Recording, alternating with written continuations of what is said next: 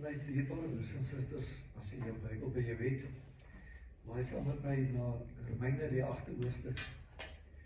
En ons gaan daar die saam lees en met mekaar deel en opgewonde wees oor die Here se woord, vers 33 van Romeine 8, wil ek met u net deel. Hy sê, wie sal die uitverkorenes van God aankla?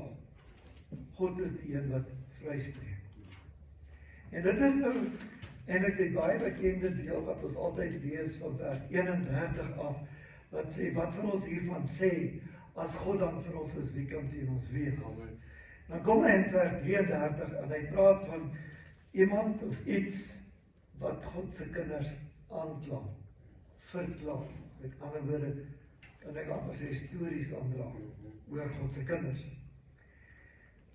Daar's 'n baie eintlik belangrike deel in die inleidende gesprek wat wegraak hier wanneer ons opgewonde raak oor Romeine 8 vanaf vers 31 oor wat sal ons van dit sê, as God vir ons is, wie kan teen ons wees? En dan weet ons, dan kom ons en sê, niks kan ons skei van die liefde nie. Amen. En ons spring van die twee stukke en ons vergeet so 'n bietjie die dingetjie wat so in die middel staan, wat deel is van die inleiding wat Paulus hier gebruik. En dit is eintlik 'n ongelooflik kosbare deel van die hele storie. Want hy sê, niks kan ons skei van die liefde van die Here nie. En dan praat hy ook van iets of iemand wat God se kinders verkla, gaan aankla oor iets. En die vraag wat hy stel is interessant, maar gesien uit die begin, dat dit het te doen met God se mense, wat aangekla word. God se kinders, mense, manne, vroue, wat die Here liefhet, wat in die Here glo en vertrou, en hy sê, dis mense soos ek en jy, wat dan nou iewers aangekla staan, of iemand probeer ons aankla of verklaar. En dan sê hy, nou wie sal dit kan wees? Wie sal die moeite kan doen en eintlik kan kom met 'n storie oor jou en met my? Met ander woorde, wie sal beskuldigings kan maak teen God se mense? Dis eintlik 'n interessante vraag. Hy vra, wie sal beskuldigings kan maak teen God se mense in die lig van iets? In die lig van die volgende stelling wat hy maak. Wie kan beswaar maak teen die kinders van die Here? In ander woorde, wie kan kom en, jy weet, ewer gaan stories vertel oor jou en my? Kom en sê iets van jou. Wie kan dit waag in hierdie hele ding? En dis 'n interessante, wil ek sê, 'n retoriese vraag wat hy eintlik vra. In die lig van dat God se kinders deur die Here vrygespreek is. Wie sal nou kan klagtes aanbring teenoor mense wat deur die Here reeds vrygespreek is? Nou, die ding is, sal klagtes gemaak kan word oor die dinge van jou verlede byvoorbeeld. Sal iets of iemand kan kom en half uit jou verlede uit gaan grawe en sê, ja, maar toe jy jonk was, of toe jy daar was, of op daardie stadium van jou lewe, het jy sekere slegte goed gedoen, en nou voor die Here kom en sê, hierdie persoon, kyk wat doen hierdie persoon. Of, die ander deel is daar iemand wat sal kan kom en klagtes teen jou aanhangig maak oor die goed wat jy nou in jou lewe doen, wat jy tans nou doen, tans nou verkeerd doen, klagtes voor jou bring, en jy weet, slegte goed van jou eintlik kom oorvertel. En die feit is, dit wat hulle kom oorvertel, of wie, of wat ook al oorvertel, kan teen ook waar wees. Maar nou sê hy, dis belangrik dat ons 'n paar goed moet onthou, want wie sal teen ons kan klagtes bring? Want God is die een wat oordeel. God is die een wat na die hele prentjie kyk en dan 'n oordeel uitspreek oor wat ook al, wie ook al van jou wil kom sê. En daar is nie 'n mens of 'n paneel of regters of landdroste of wat ook al wat iewers aangestel is om 'n saak oor jou aan te hoor nie. Dit is God self wat luister. En dis baie belangrik. Dis nie 'n klomp belangrike engele in die hemel wat nou daar sit, hoë stoele en dan luister na die duiwel of na mense of wat ook al wat kom en stories aandra en beskuldigings teen God se kinders bring nie. God is die finale ene wat oordeel. Dis nie eers, wil ek sê, soos in ons land het jy gewoonlik 'n landdroshof en 'n hooggeregshof en 'n appelhof en dan nog 'n die hoër konstitusionele hofvlak en al die goed. Daar's nie sulke vlakke nie, dit kom by God uit en dis klaar. Dis half, as ek dit in ons landterme kan gebruik, die saak kom klaar by die konstitusionele hof uit vanuit die staatspoor uit. En nou kom Paulus en hy stel eintlik die probleem oor iemand of iets wat wil kom en klagtes wil lê oor 'n kind van God. Wat beskuldigings wil maak oor 'n kind van God. Liewe vriende, daar's een ding in die wêreld verseker, en dit is dat die wêreld daar buite baie lief is om beskuldigings te bring teenoor God se mense. Aanklagte te bring teen God se mense.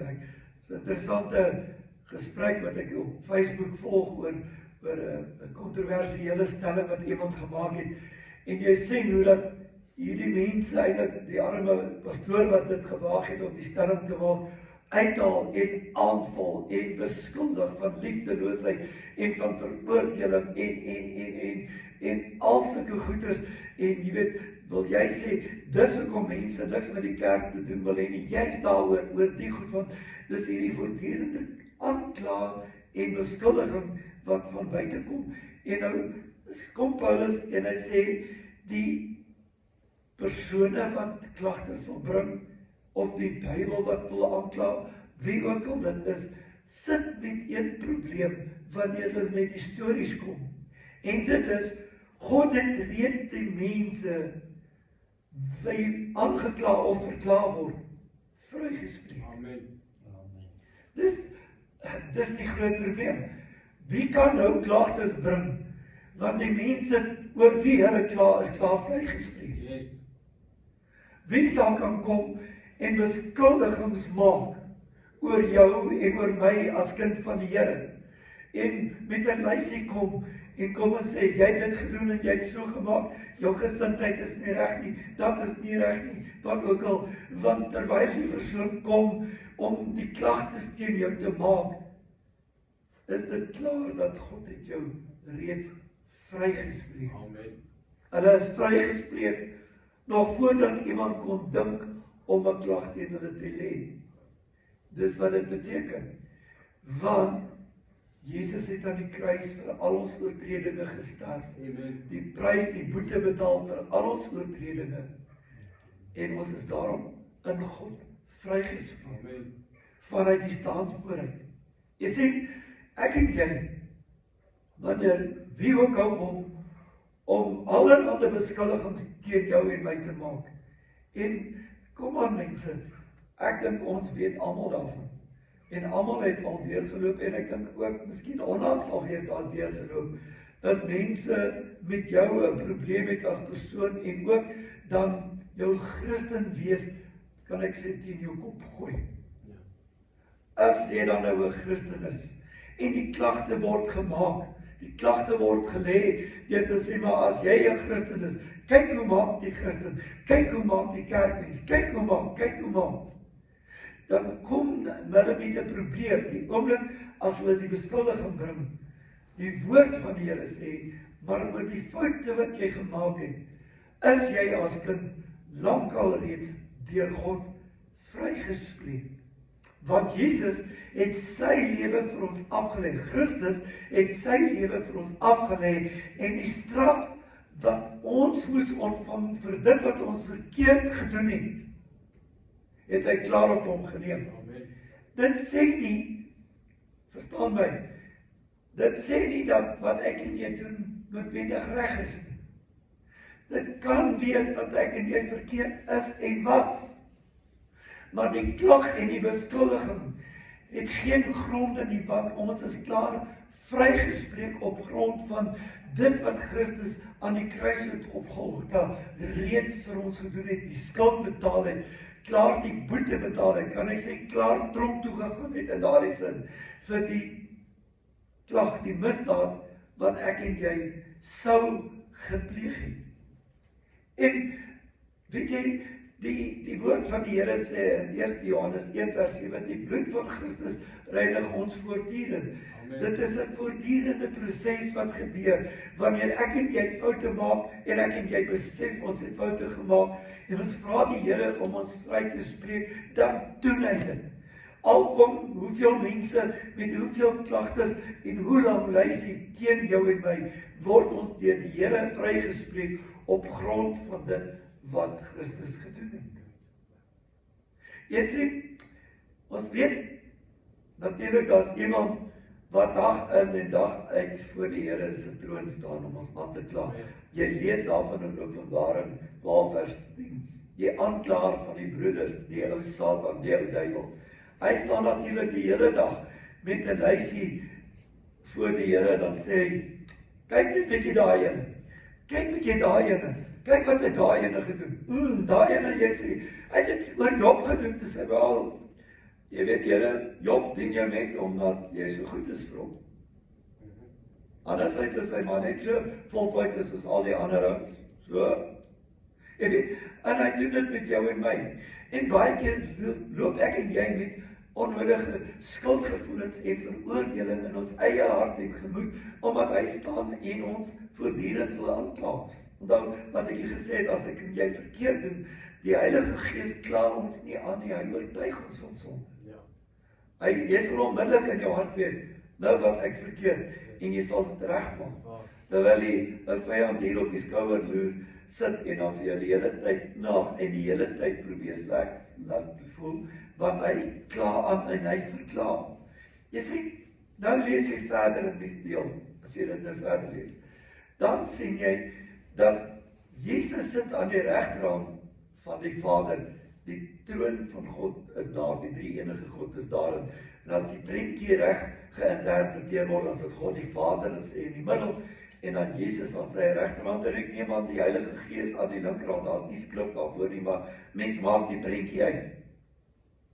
En dan sien jy, die skrif sê, Jesus sit aan die regterhand van die Vader, en die oomblik as iets of iemand kom, en 'n klag maak teen jou, dan tree Jesus in die bresse vir jou en my.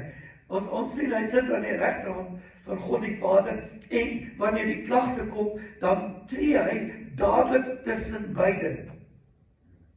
Dis nie eers, wel, kom ons gee die ou kans om die lysie klaar te maak, en klaar te praat, en al sy stories te vertel van hoe sleg is jy, en whatever wat jy verkeerd gedoen het, en hoe dat dit nie by 'n Christen hoort, en wat ook al net die oomblik as die persoon die klagte begin stel, dan kom die Here eintlik, julle het mos al in die parlement gesien, a point of order, Madam Chair, a point of order, dan is dit half of, dan Jesus net sê, 'n punt van orde. Kom ons stop dit reeds hier. Kom ons gaan nie eers verder gaan nie. Vader, onthou, ek het aan die kruis gesterf vir hierdie dinge wat my broer en my suster gedoen het. Ek het klaar die prys betaal. Vader, jy het hulle reeds vrygespreek op grond van wat ek aan die kruis vir hulle gedoen het. Jy sien, dadelik kom hy en hy neem die fokus weg van die klagtes, want jy sien, die oomblik as iemand verkla of aangekla word, dan is daar 'n verskriklike fokus mos op die persoon.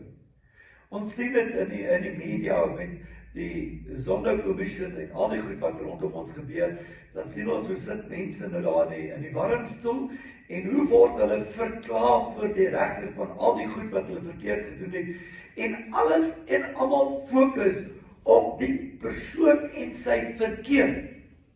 En dis baie keer wat die ou vyand en ook mense ter goeie trou of ter kwade trou met ons wil doen is, hulle wil die fokus van en die fokus op jou sit en hoe sleg jy is. En dan sê Jesus, wow, stop dit hier. Die fokus moet nie wees op die persoon en wat die persoon gedoen het nie. Die fokus moet wees op my en waar ek aan die kruis gesterf het, juis vir hierdie dinge wat die persoon gedoen het. Ongelooflik. Hy wil die fokus daarop bring dat hy vir almal reeds laat verstaan, ek het klaar die straf gedra vir dit wat hy gedoen het. Van gisterdag tot in ewigheid. Juis. Hy sê, want die bloed van Christus reinig ons voortdurend, juis vir die sonde wat jy gedoen het voor jy tot bekering gekom het en die sonde wat jy gedoen het na jou bekering, die foute wat ek en jy vandag gedoen het. Hy sê, kom, kry ons die fokus reg. Selfs die aanklaer wat staan en die beskuldiging bring, word daarop gewys, kom aan, jy is bietjie verkeerd om te fokus op die persoon en die persoon se foute, kom fokus op my en die prys wat ek klaar betaal het. So, jy weet, daar is 'n vraag wat dan in 'n mens se hart kom, sodra ons by die dinge kom wat hy onomwonde verklaar oor ons. Voordat hy by die dinge kom wat hy verklaar, ons nie sal kan skei van die liefde van die Here nie, is daar 'n interessante ding wat ook opspring in my hart en die goed. So, voordat hy nou nog kom en sê, jy weet, stryd en probleme kan ons nie skei van die liefde nie. Sê, kom ons sorteer eers 'n vraag uit.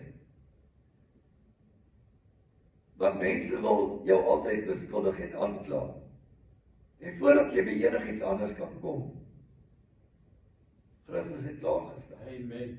En nou, broers en susters, weet jy hoe dikwels gee ons as kinders van die Here ter goeie trou? Ek dink baie keer miskien onkundig. As iets slegs in mense se lewens gebeur, dan sê hulle dikwels dit is oor iets wat jy gedoen het. En weet jy wat ek vind is, dit gebeur selfs in berading dikwels, dat jy nou in die persoon se lewe gaan krap en dan nou uitkom en dan nou sê, okay, die slegste wat nou met jou gebeur is, omdat jy toe jy so oud was en daar was, het jy die en die goed gedoen, en nou moet jy dit bely en wat ook al. En daar is geloof, ongelooflik groot waarde daarin, dit is so, mense word vrygemaak ook. Maar weet jy, dikwels kom ons, en ons probeer sê vir mense, die sleg en die dinge wat jou tref, is omdat jy nou sonde in jou lewe het en iets verkeerd in jou lewe het, jy het nou weer iets gedoen wat jy nie moes doen. Hallo. Maar baie keer het mense nie verklaring vir hoekom die slegte dinge met jou gebeur nie, en nou ja, dit moet 'n rede wees, omdat jy iets verkeerd gedoen het. Ek het hierdie goed lees, en besef ek, maar weet jy, hoe dikwels ons ook dan eintlik besig is om mekaar te verklaar en aan te kla, as ons bewus word van iemand se stryd en probleme, en dan te sê, ja, maar dit is omdat jy iets verkeerd gedoen het. Is dit nie iets anders as 'n aanklag? Jy het onheil en dit gaan nie goed met jou nie, want jy het iets verkeerd gedoen en nou word jy gestraf daaroor. Maar hy sê, wie sal ons kan beskuldig? God is die een wat oordeel, maar hy het klaar vrygespreek. So hoe kan ons ook selfs as kerk en goeie gelowiges kom en vir mense sê, wel, die onheil wat jou tref is omdat die Here jou bietjie straf en pak gee omdat jy stout was en iets verkeerd gedoen het. Maar die Here het jou dan klaar vrygespreek. Hoe sit jy dit by mekaar? Ek dink net die interessante is dat ons dikwels wanneer ons hierdie opmerkings maak, self ook maar 'n oordeel oor mense spreek. Want ons kom en ons sê, jy het iets verkeerd gedoen, ons kla jou aan. En ons sê ons omdat klaar wat die straf is, dis kom dit sleg gaan met jou.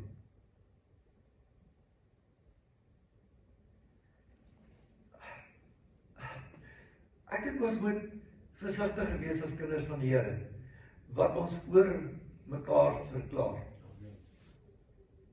Selfs al het ons die beste van bedoelinge.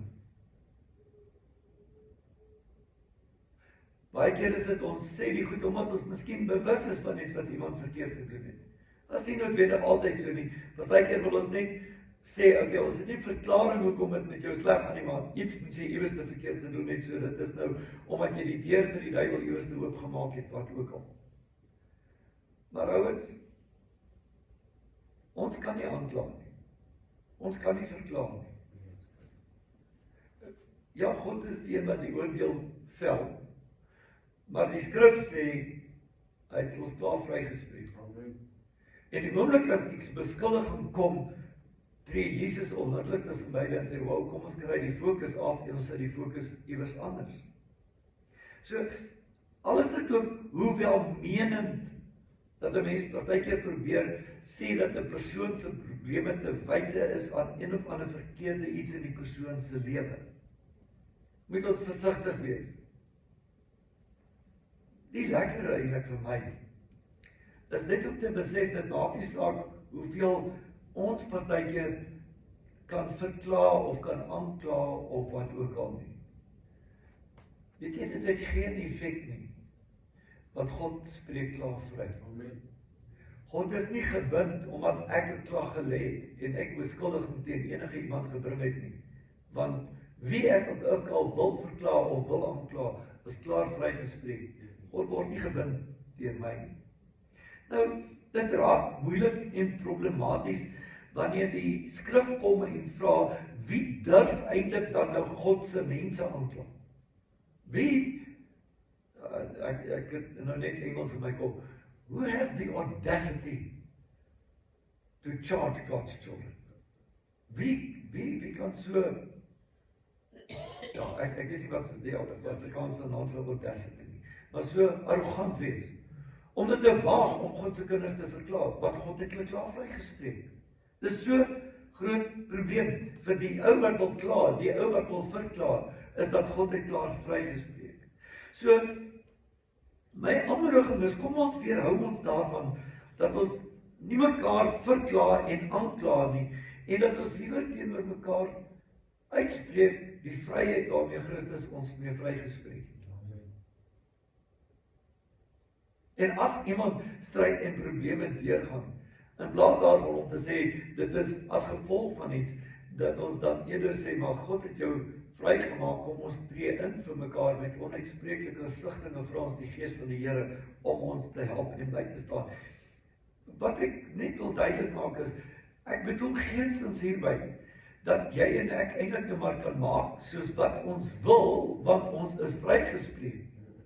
Dit werk nie so nie.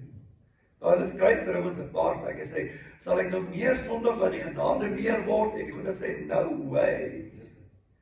So, die belangrike deel is, dit beteken nie, ons kan nou willens en wetens sondig en doen wat ons wil, en verkeerd optree, verkeerd maak, wat ook al, en want ons is vrygespreek nie, jy gaan die bal misvat, as jy enigstens so iets probeer dink, en dit is wat ek vanaand probeer sê.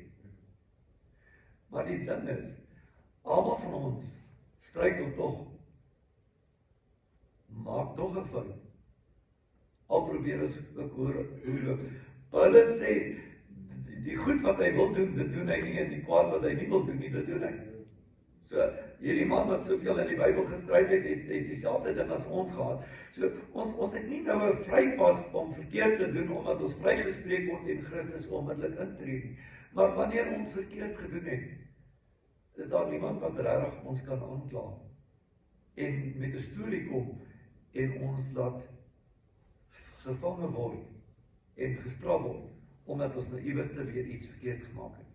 Want Jesus kom tussen beide. En die oomblik dat ons verklaar word, kom hy tussen beide. En niks van dit waarvan mense verklaar word, maak enige skeiding tussen daardie persoon en hoe lief God daardie persoon het. Al het mense watter stories oor 'n persoon of persone of oor die kerkmense, gelowiges, Christene soos jy. Maak nie saak watter aanklag hulle kom en hoe kwaad hulle is. En ja, soos ek sê, partykeer kan hulle reg wees, want ons as Christene maak ook ons foute. Kerkmense maak hulle foute, gelowiges maak hulle foute, maar maak nie saak hoe woedend en kwaad die wêreld daar buite is, en of hulle nou wil kom en jy wil aan die brand steek omdat hulle so kwaad is vir jou. Dit maak geen verskil nie, want God het jou so lief, dat hy 2000 jaar plus terug reeds sy seun laat sterf het in jou plek, en jou laat vryspreek. So al wat ek en jy moet doen, is ons met die vryspraak in Christus aanvaar. Die vryspraak deel maak van ons lewens. Want ons is vrygespreek in Christus. Die prys is daar betaal. Ons moet bely en erken vir die Here. Ons moet ook stop daarmee, ons moet ook ophou daarmee. Maar ons hoef nie heeldag gebukt te gaan onder die aanklagte en die beskuldigings. En heeldag ons koppe te doen. Het jy al gesien baie keer wanneer mense in die hof moet verskyn, dat hulle baadjies of hulle truie of hulle hemde trek hulle oor hulle gesigte, maar hulle wil nie hê die mense moet hulle sien, hulle voel so sleg omdat hulle beskuldig staan. Niemand van ons hoef ooit ons gesigte te probeer bedek, omdat ons verklaar word nie. Want Christus het ons reeds vrygespreek. Amen. God die Vader het ons reeds vrygespreek. Prys sy wonderlike naam. Ons hemelse Vader, hoe dank ek U vanaand dat ons in Christus vrygespreek is. Dankie dat U die skuld vir alles wat ons verkeerd gedoen het en kan doen en nog steeds doen, reeds op U geneem het. En Vader, as ons in ons harte deur die Heilige Gees oortuig word van ongeregtigheid in ons lewens, ons vra vanaand, vergewe ons Here. Reinig ons van dit, haal dit uit ons harte uit, haal dit uit ons lewens uit, soos wat 'n mens onkruid uit jou tuin uit haal, Here, so bid ek, dat U die ongeregtigheid uit ons harte uit sal haal, dat U ons sal help om dit uit ons lewens uit te verwyder. Maar dankie Here, dat nie een van ons hoef vanaand skaam te wees, skuldig te voel, te probeer wegkry, omdat ons verklaar kon word nie, want in U is ons reeds vrygespreek. Amen. Dankie Vader, ons kan dit oor onsself verklaar. Ek is vrygespreek in Christus. Dankie dat U dit vir my gedoen het. In Jesus naam. Amen. Amen.